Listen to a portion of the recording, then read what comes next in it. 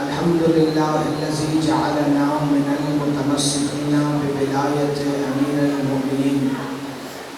الحمد لله الذي هدانا لهذا وما كنا لنهتدي لولا أن هدانا الله. لقد جاءت رسل ربنا بالحق. مولانا ومولى الثقلين جد الحسن والحسين مولانا أبي القاسم محمد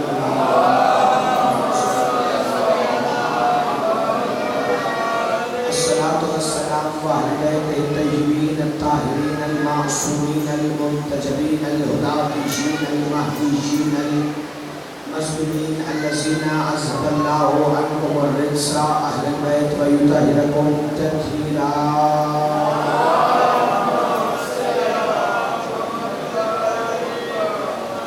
قال سبحانه وتعالى في كلامه المجيد ومحكم خطابه الحميد وقوله الحق.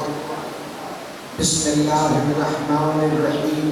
إنما وليكم الله ورسوله والذين آمنوا الذين يقيمون الصلاة ويؤتون الزكاة وهم راكعون. مع آواز بلند صلوات.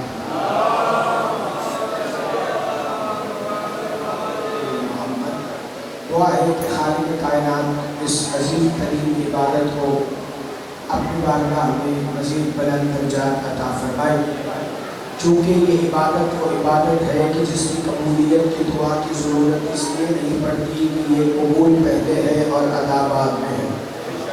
دعا ہے کہ خالق کائنات آل محمد کی عزت اور عظمت کے صدقے میں خادمین فرش عزا بانیان مجلس کے عزت، رزق، جان، مال، ایمان اور خصوصاً عقیدہ ولایت امیر المومنین میں بے حساب برکتیں عطا فرمائے۔ دعا ہے کہ خالق کائنات اس شہنشاہ کا ظہور جلب فرمائے جو ترتیب محمدیت میں 14 محمد ہے، جو ترتیب علویت میں 12 علی ہے، اور کوئی مانے نہ مانے وہ 15 ابو طالب بھی ہے۔ دعا ہے کہ وہ تشریف لائیں اور دنیا کو بتائیں کہ صف عزا کا حقیقی مقام کیا ہے۔ با آواز بلند صلوات کی تلاوت فرمائیں کہ نام کی شکر اللہ۔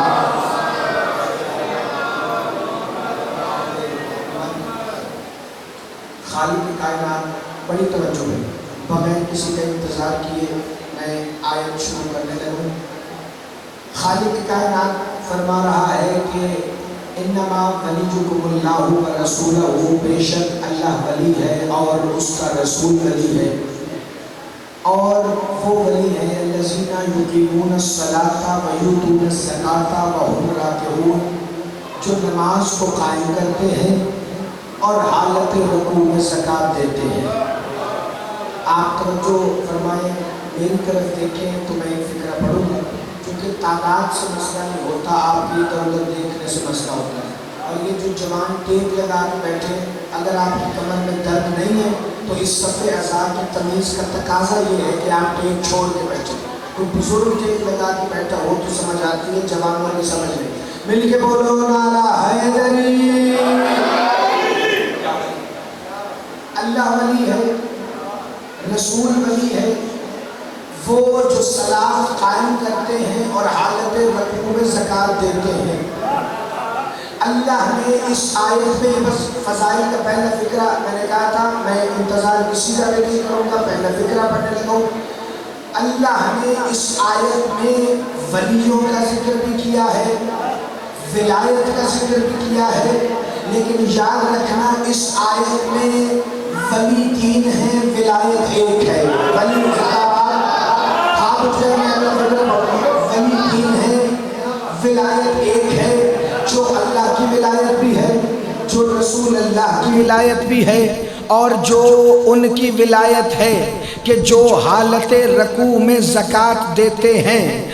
راغب اصفہانی نے مفردات القرآن میں ملک صاحب ولی کے بہت سے معنی لکھے ہیں، جن میں دوست بھی ہے، جن میں سرپرست بھی ہے، جن میں حکومت کرنے والا بھی ہے، جن میں تسلط قائم رکھنے والا بھی ہے، جن میں کسی کی ذمہ داری لینے والا بھی ہے۔ یہ ولی کے مطلب لغت عرب میں مختلف ملتے ہیں، لیکن ان ولیوں کے مطلب کے لیے اللہ نے قرآن میں آیتیں بھی نازل کی. لفظ ولی قرآن میں 20 مرتبہ آیا ہے. دیکھو میں تمہیں 2 جملے سناؤں، نعرے لگواؤں اور چلا جاؤں. میرا مقصد یہ نہیں، مقصد ہے کہ جو 15 منٹ فضائل پڑھوں کوئی ایسی چیز تم لے کے جاؤ جو کم از کم اگلے دن مجلس میں آنے تک تمہیں یاد رہے، تم گھر میں اس پہ بات کر سکو. ولی کا لفظ قرآن میں اللہ نے 20 مرتبہ بھیجا. جہاں اللہ نے ولی کا معنی دوست کیا ہے وہاں کہا ہے الا ان اولیاء اللہ لا خوف علیہم ولا هم یحزنون، کہ جو اللہ کو دوست رکھتا ہے اسے کسی قسم کا کوئی حزن و ملال نہیں ہوتا، اسے کسی قسم کا کوئی غم نہیں ہوتا، اسے قسم کی کوئی پریشانی نہیں ہوتی. جو اللہ کو دوست رکھے وہ اور ہوتا ہے، جسے اللہ دوست رکھے وہ اور ہوتا ہے. جو زندہ باد، جو اللہ کو دوست رکھے وہ اور ہوتا ہے، جسے اللہ دوست رکھے وہ اور ہوتا ہے. حضرت ابراہیم کا لقب ہے خلیل اللہ، چونکہ حضرت ابراہیم نے اللہ کو دوست رکھا. حسنین کے نانا کا نام ہے حبیب اللہ، چونکہ اللہ نے محمد کو خود دوست رکھا. آپ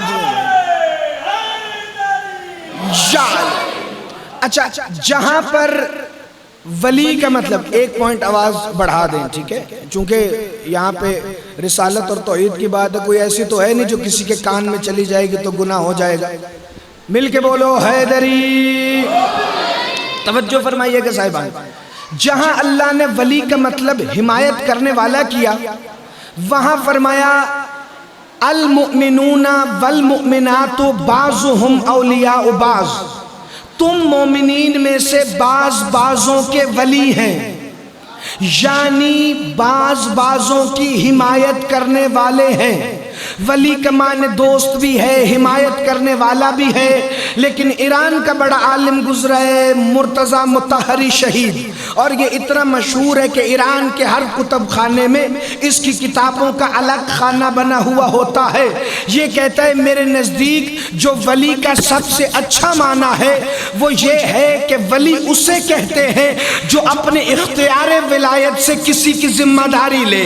ولی اسے کہتے ہیں جو اپنے اختیار ولایت سے کسی کی ذمہ داری لے. بس میں نے یہ جملہ پڑھا اور کتاب کو بند کر کے ایک ہی بات میرے ذہن میں آئی، وہی بادشاہ کے فضائل کا فکرہ سمجھ کے قبول کرنا. میں نے کہا اس کا مطلب ولی اگر کسی کی ذمہ داری لینے والا ہے پھر تو ولی کے مطلب کے لیے نہ لغت دیکھو، نہ تفسیر دیکھو، نہ حدیث دیکھو، بس صبح صبح ماں تمہیں جس کی ذمہ داری میں دے کے گھر سے بھیجے وہی تمہارا ولی ہے، وہی تمہارا ولی. توجہ. اب یہ ولی کے ہو گئے مختلف معنی، لیکن اللہ نے پھر اس آیت میں یہ کیوں کہا کہ اللہ بھی تمہارا ولی ہے، رسول بھی ولی ہے، وہ بھی ولی ہیں جو حالت رکوع میں زکوٰۃ دیتے ہیں. میں بتا دوں گا کل آپ کو کہ یہ جب اللہ نے کہا حالت رکوع میں زکوٰۃ دیتے ہیں تو یہاں جمع کا صیغہ استعمال کیوں کیا. ابھی جملہ سننا.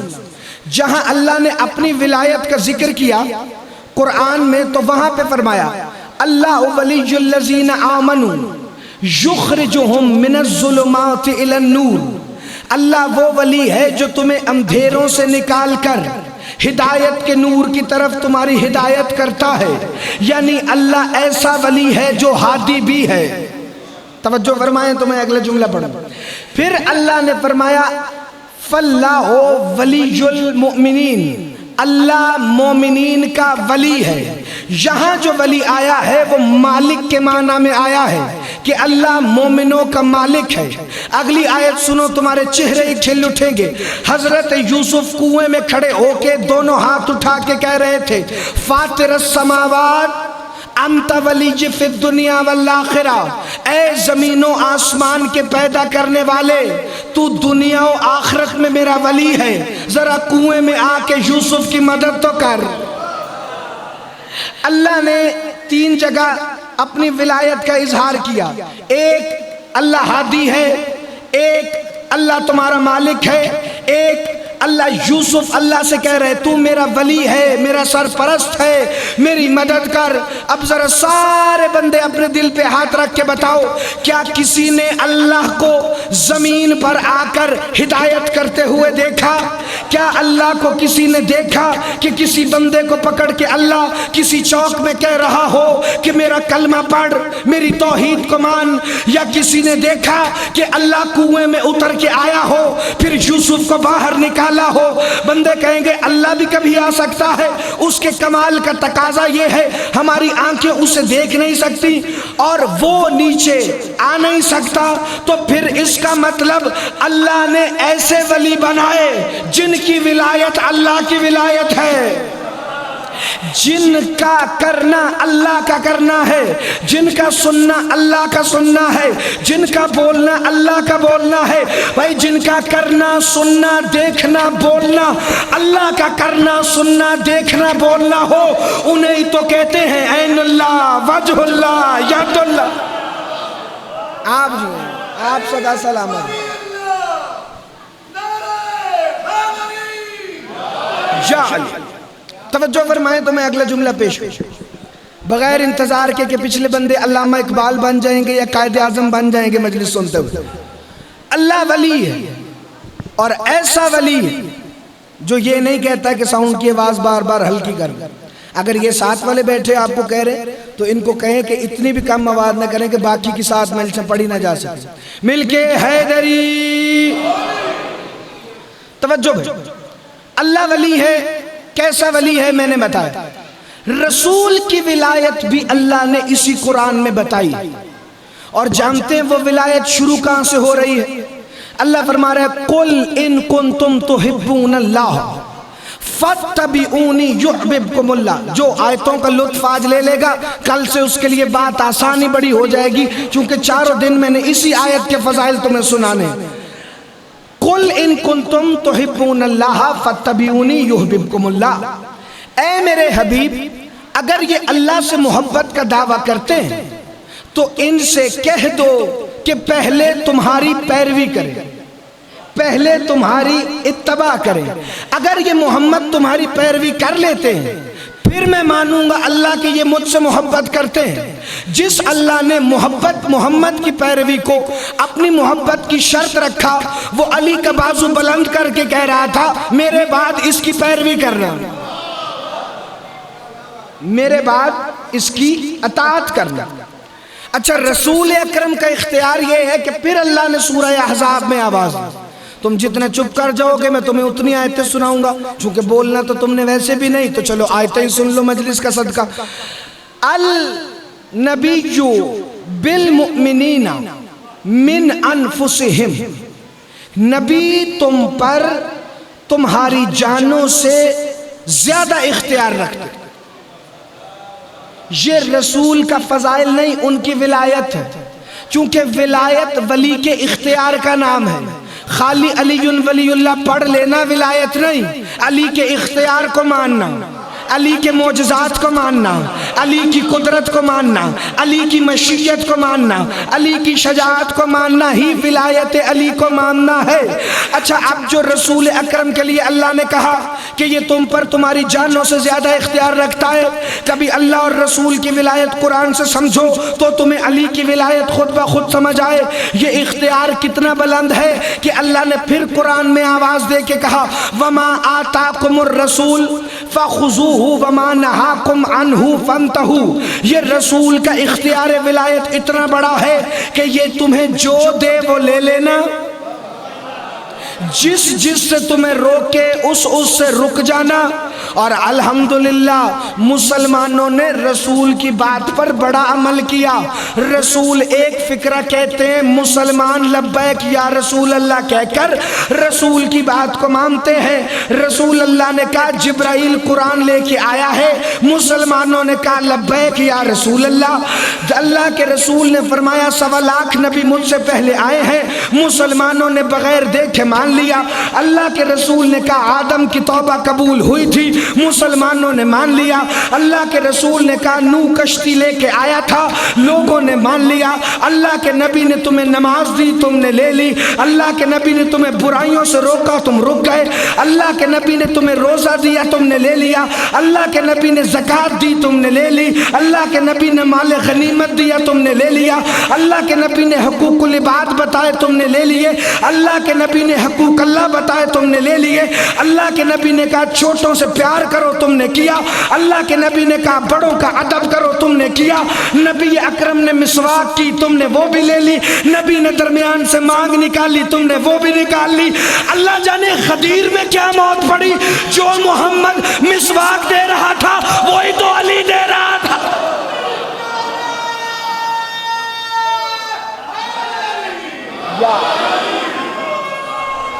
آپ صدا سلامت ہیں۔ جو مصطفیٰ آپ کے کیا کہتے ہیں، جو مصطفیٰ مسواک دے رہا تھا وہی تو علی کا بازو بلند کر کے دکھا رہا تھا۔ بھائی رسول کی عزت کی حفاظت کرنے کے لیے ریڑھی سے کیلے اٹھانا آسان ہے، لیکن رسول کی کہی ہوئی ساری باتوں کو ماننا ملک صاحب بڑا مشکل ہے۔ کیوں رسول کی بات کو ماننا مشکل کیوں ہے؟ چونکہ اللہ نے قرآن میں کہا تھا یہ محمد اپنی مرضی سے کچھ نہیں کہتا، وما ينطق عن الهوى، یہ نطق تب کرتا ہے جب میں اللہ وحی کرتا ہوں۔ یہ نطق، یہ رسول کی ولایت ہے قرآن کے مطابق۔ محمد بولتا تب ہے جب میں اللہ وحی کرتا ہوں۔ جب اللہ وحی کرے گا محمد بولے گا۔ تو اب اگر محمد کسی کو گود میں بٹھا کے کہے حسین منی زندہ باد، ہاتھ اٹھا لینا، خیرات مانگ لینا پچھلے بندے۔ اب اگر رسول کسی کو گود میں بٹھا کے کہیں، جو آیتوں پہ گھبرائے تھے وہ فضائل پہ نہیں گھبرا رہے، کہ رسول حسین کو گود میں بٹھا کے کہنا حسین منی وانا من الحسین، تو اب یاد رکھنا یہاں پر بات ختم نہیں ہوئی۔ سورہ انفال میں آواز دے کے کہا وما رمیت اذ رمیت ولکن اللہ رما، اے محمد یہ جو کنکر تو نے پھینکے ہیں نا، یہ تو نے نہیں، یہ مجھ اللہ نے پھینکے ہیں، یہ مجھ اللہ نے۔ اس کا مطلب جو رسول کہے وہ اللہ کہہ رہا ہے، جو رسول کرے وہ اللہ کر رہا ہے۔ رسول کہے حسین منی تو سمجھو اللہ کہہ رہا ہے، رسول کہے من کنت مولا تو سمجھو اللہ دکھا رہا ہے۔ یا حسین بادشاہ، حسین بادشاہ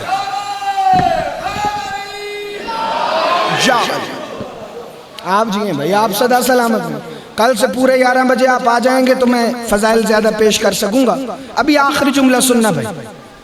اللہ کے رسول نے کہا کہ ہاں کون ولی ہے؟ اللہ، رسول، اور وہ جو حالت رکوع میں زکوٰۃ دے، وہ جو حالت رکوع میں زکوٰۃ دے۔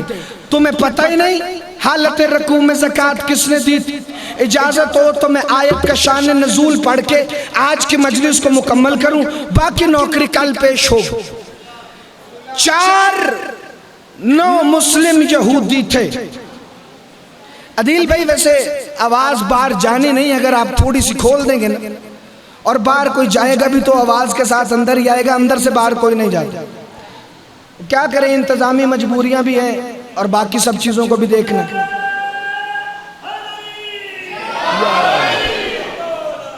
4 یہودی نئے نئے مسلمان ہوئے۔ ایک کا نام ہے عبداللہ ابن سلام۔ فکر فضائل کے یہ آخری سن لینا، آیت کا شان نزول پڑھ رہا ہوں تاکہ کل سے فضائل مکمل کروں۔ عبداللہ بن سلام، ابن سوریہ، ابن بنیامین اور صوبلہ، یہ 4 یہودیوں نے کلمہ پڑھا۔ یہودی تھے لیکن عقل مند تھے۔ کلمہ پڑھتے ہی پہلا سوال نبی سے پتہ ہے کیا کیا؟ یا رسول اللہ، جیسے موسیٰ نے اپنا وزیر یوشع بن نون کو بنایا تھا، آپ نے اپنا وزیر کسے بنایا ہے؟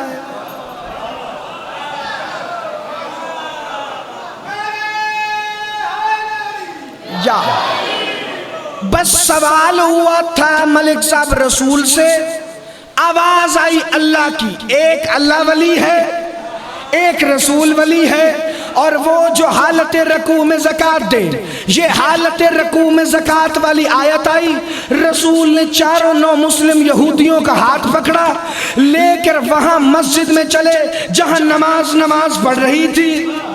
آہا زندہ باد، ہاتھ اٹھا لینا بھائی جو بندے پیچھے سوئے بیٹھے ہیں رات کے جاگے ہوئے، توجہ، وہاں نماز پڑھ رہی تھی۔ ایک فقیر مسجد سے نکل رہا تھا، کسی شے کو دیکھ رہا تھا، یا رسول اللہ نے اس فقیر سے پوچھا، اس بھکاری سے پوچھا، بتا تو صحیح کیا تجھے کسی نے مسجد سے کچھ دیا؟ کہا ہاں یہ بڑی قیمتی انگوٹھی ہے، مجھے مسجد سے ملی ہے۔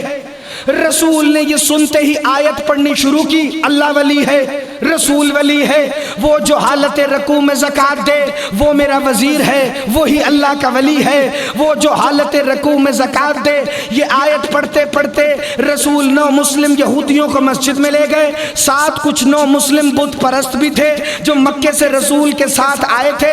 بھئی یہاں پر رسول بندوں کو لے کے مسجد میں پہنچے، سامنے رکوع حالت رکوع میں تھی، یہاں پہ امیر المومنین کا چہرہ دیکھا، فقیر کہتا ہے اس کا چہرہ محمد آپ سے کتنا ملتا ہے؟ زندہ باد علی کے شیعہ، ہاتھ اٹھا لینا بھائی، کہ اس کا چہرہ آپ کے چہرے سے کتنا ملتا ہے؟ اسی نے حالت رکوع میں زکوٰۃ دی ہے۔ رسول نے اعلان کیا، یاد رکھو یہ جس نے حالت رکوع میں زکوٰۃ دی ہے یہی میرا وصی ہے، یہی میرا وزیر ہے، یہی میرا خلیفہ ہے۔ اب وہاں نو مسلم یہودی بھی تھے، نو مسلم بت پرست بھی تھے، کئیوں کے دل میں علی کی ولایت اتر گئی، کئیوں کے سر سے گزر گئی، جن کے دل میں اتر گئی انہوں نے غدیر کا مولا مان لیا، جن کے دل میں نہیں اتری وہ سقیفے چلے گئے۔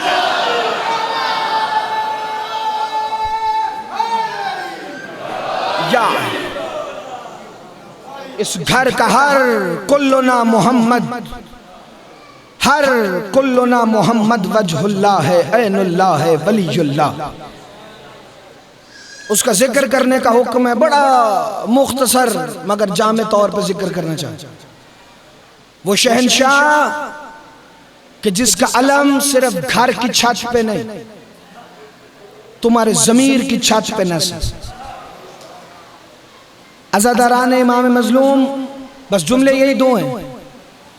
علی کی بیٹیوں نے جب حالات کا جائزہ لینا ہوتا تھا تو سب سے پہلے ابو الفضل عباس کا چہرہ دیکھتے، اگر غازی کا چہرے پہ اطمینان ہے تو علی کی بیٹیاں مطمئن ہیں، اگر غازی کے چہرے پہ کرب ہے تو علی کی بیٹیاں کرب میں ہیں۔